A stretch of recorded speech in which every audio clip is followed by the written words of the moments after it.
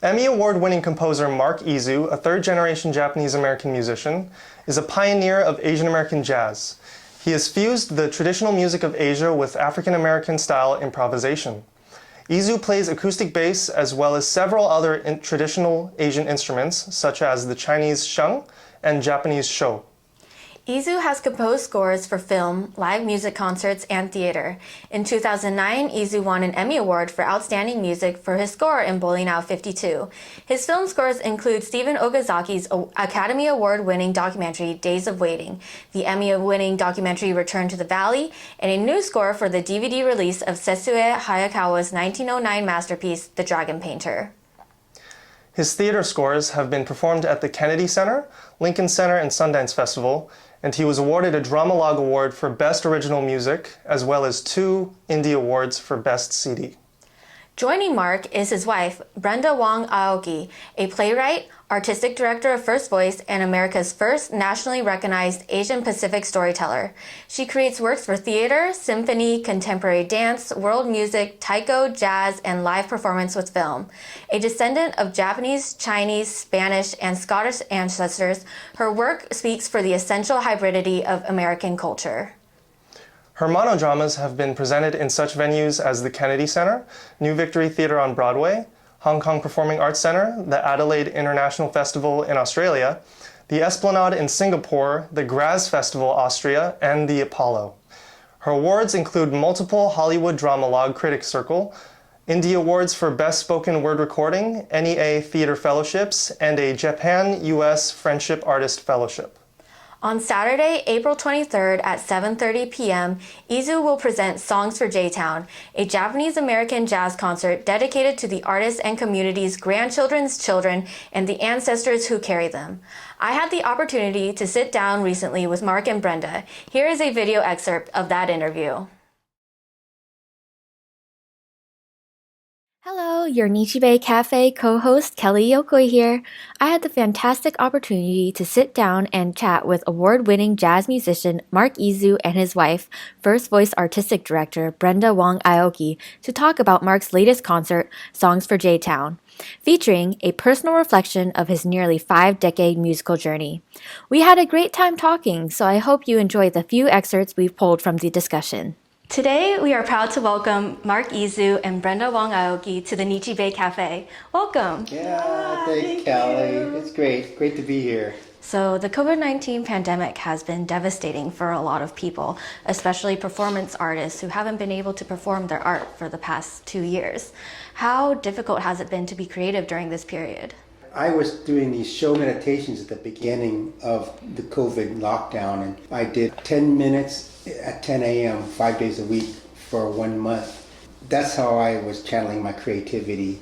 You know, I got these followers, and so it made me feel really good. I said, I really look forward to this in the morning, and it makes me feel so much better. Because sometimes I dedicate it to certain people and stuff like that. I was commissioned to do this work, these songs for J-Town, before the pandemic, and I was supposed to premiere it at that time. Of course, you know, I had to cancel, and I've canceled it several times, so this is the first time it's really happening. And since then, it's gone through so many transformations. Brenda actually said, well, it has to be really personal now, Mark. It can't be about the history of Japantown. So I thought about, what does Japantown mean to me? What do all these people I've met in my 46 years mean to me, and how has it affected what I do? And so after that, it was so much easier to write. The whole idea of doing this concert now is to bring people together. We're playing the song, you know, someone to watch over me. And it's part of a kind of memorial for people, anyone you want to say a prayer to, that I'm playing these songs I would not usually do in a concert, but it's for everyone who's in the audience to kind of feel together. I wrote a lot of new material, and some of it's kind of demanding. Like, my stuff is usually more like improvisation. Now I'm doing more things that are more somewhat pop music. And the other part where I thought was so important is about Japantown. It's about the Western edition. What made the Japanese Americans in San Francisco who they are? It's a lot of who they're around. I think that what's beautiful about what we're doing is that, you know, with all the gerrymandering that's going on with the districts right now, people just don't understand the long-term impact of that. This might be one of the last times that Black people and Japanese people come together as friends and neighbors.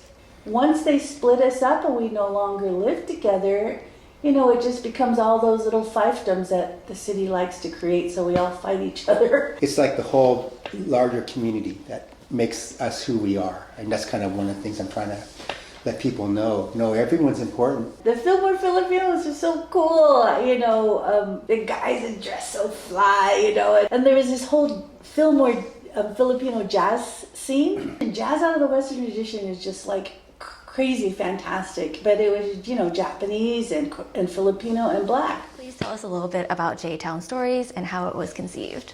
We're calling it Songs for J-Town, and it's my kind of personal journey. That's what I realized. I can really be inspired about what all this means to me and how it's affected me. It is kind of how I feel right now and what the future's going to look like.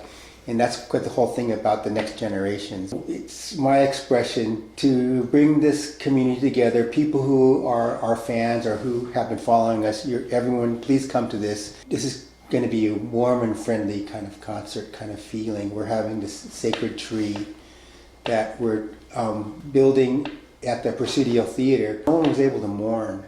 There's so many people who have passed away, and I thought it'd be a nice time for people to just write someone's name down and everyone can share. This is kind of a celebration too, because you're supposed to be able to celebrate together. So please write these things down and we'll put it on our tree. So that's what I think makes it kind of a unique and experience for everybody. And these songs, you know, are kind of based on Joseph Campbell's hero's journey, where, you know, you start at home and you're happy at home, something happens, you got to leave home, go on a journey, solve the problem, and come back.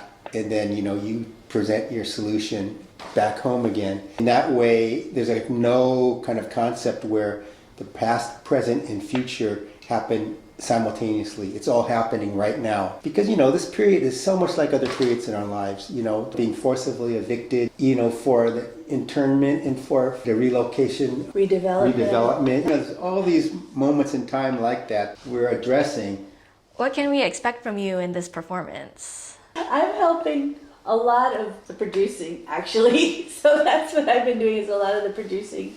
I'm going to do one story about the sun goddess, the story about the purpose of the arts. I'll tell that story, but yeah, mainly I'm producing. I am maybe telling a little bit here and there and maybe sing a little song.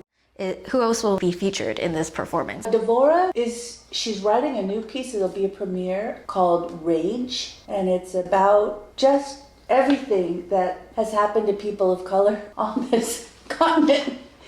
You know, there'll be some music. That's kind of the most, yeah, that's the heaviest section. And then she's also writing a piece called Rise, which is about how, regardless of all that, we continue to rise. I'm going to read a little bit from Mark's Aunt Lily from her journal. And this is a woman who came to America when she was a teenager and was pretty soon after incarcerated. And then from there, she watched her relatives in Hiroshima get bombed. Yet at the end of her life, she has just such a wonderful perspective on life and about the purpose of life. Oh, wow, my aunt is like, wow, that's family and the purpose very of special. life. Yeah. Who do you hope will come out to this one-night show? It sounds like as long as, you know, this variant doesn't get really, you know, bad, a lot of people are coming. The theater thinks it's going to be sold out, so that's great. We did a big effort to the Western edition, so we're telling everyone to tell people, and then all the people who haven't seen us perform for a long time, they all say they're coming, and of course some of my family's coming from San Diego and LA, and My family from Utah. Yeah. So I think the common denominator is us. You know, people are going because we're performing. You know, I consider everyone there family. You know me, you should know each other too. So that's the kind of audience I want, and that's the kind of community I want to build with this performance. You mentioned this show is dedicated to our grandchildren's children. What do you hope to bestow to this next generation? Our son will show his son this video. It comes back to like as a wisdom keeper, we're trying to express what was going on for us and what our art was about. I feel uncomfortable saying I'm a wisdom keeper necessarily because I'm not sure that my wisdom is what everybody needs. What I do know is that everybody's like, well, what are you leaving for the future? The future might not need us. So it's more about what are we doing now that'll make people in the future happy.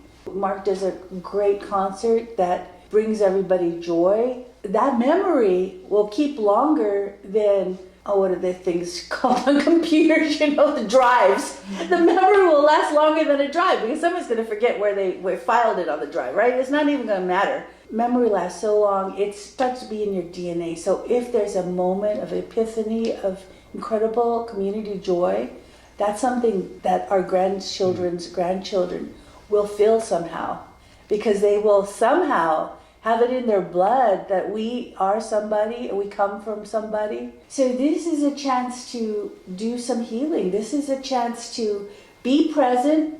All of us come out there, be present. It's kind of a precious moment. How would you describe the show and what settings is it played in? Okay, well, it's a gagaku instrument. It's been played since 500 AD. And it's been continuously played since that time. It's the longest played orchestral music in the world, because there's about 12, 14 members of a gagaku orchestra.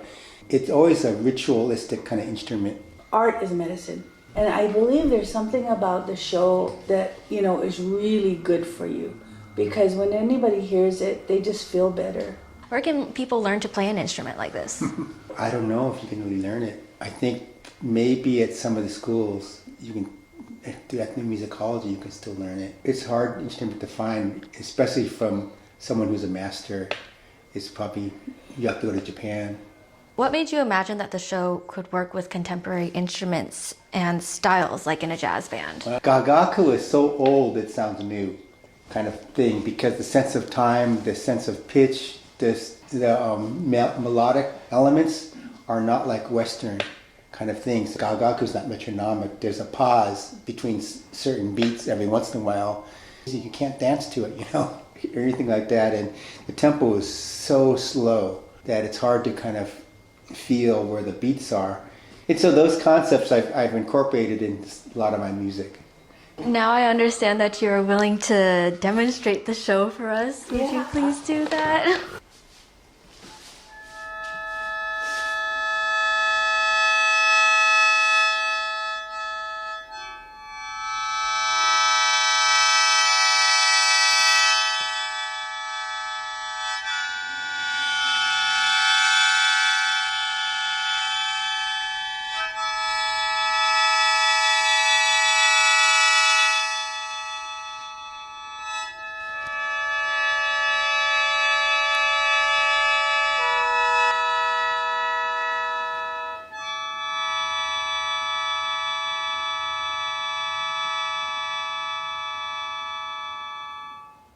Thank you so much, Mark and Brenda, for joining us for the Nichi Bei Café. It was really a pleasure to talk to you guys. Oh, thank you. It's really important what you guys are doing. Yeah, really important. Mark Izu's Songs for J-Town will be performed Saturday, April 23rd at 7:30 p.m. in the Presidio Theater in San Francisco. Tickets are $25 to $60 for adults and $15 to $40 for youth 17 and under. They may be purchased at presidiotheater.org/show/2022 Songs for J-Town. Hope to see you there.